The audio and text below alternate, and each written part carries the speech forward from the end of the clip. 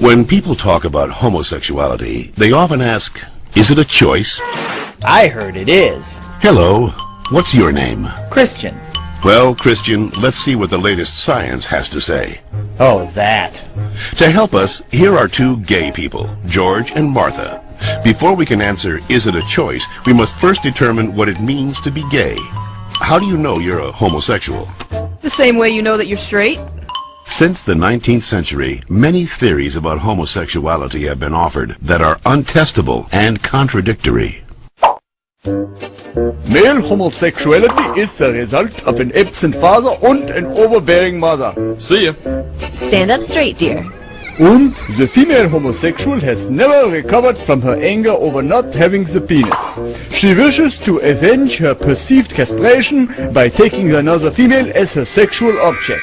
You're kidding me, right? Well, I've always been told that homosexuality is unnatural. Is it?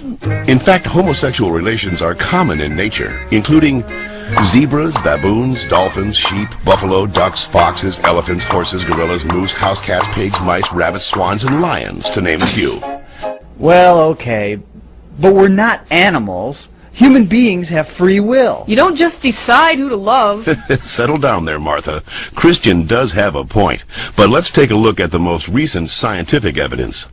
As they study sexual orientation, scientists are currently looking at three main areas: genes, hormones, and birth order.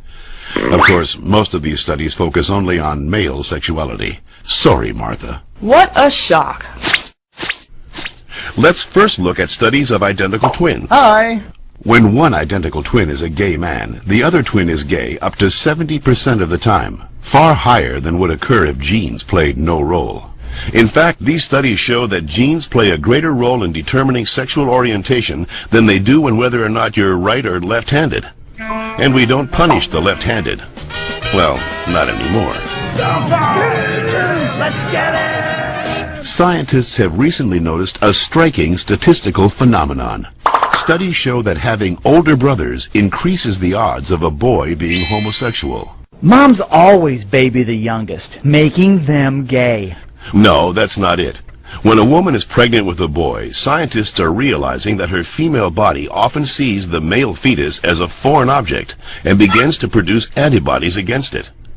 The more boys a woman has, the more adept her body becomes at feminizing the fetus, which may explain why with every successive boy, the odds that he will be gay go up significantly.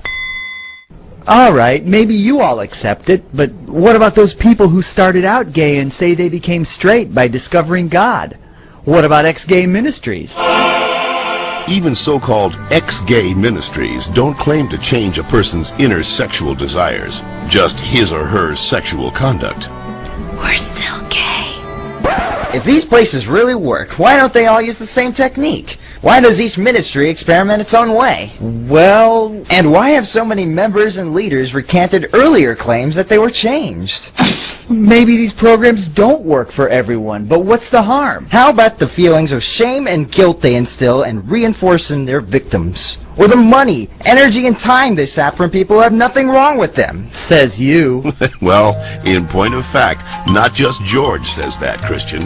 The American Medical Association, the American Psychiatric Association, the American Psychological Association, the American Psychoanalytic Association, the American Academy of Pediatrics, and the National Association of Social Workers have all stated that homosexuality should not be treated as a mental disorder, and that they oppose attempts at reparative or conversion therapy, and that sexual orientation is not a choice and cannot be changed.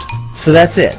I'm supposed to believe that it's not a choice just because all those doctors and scientists say so? Or you could just ask us. I do know this one girl named Heather who goes back and forth, but she's Shut up.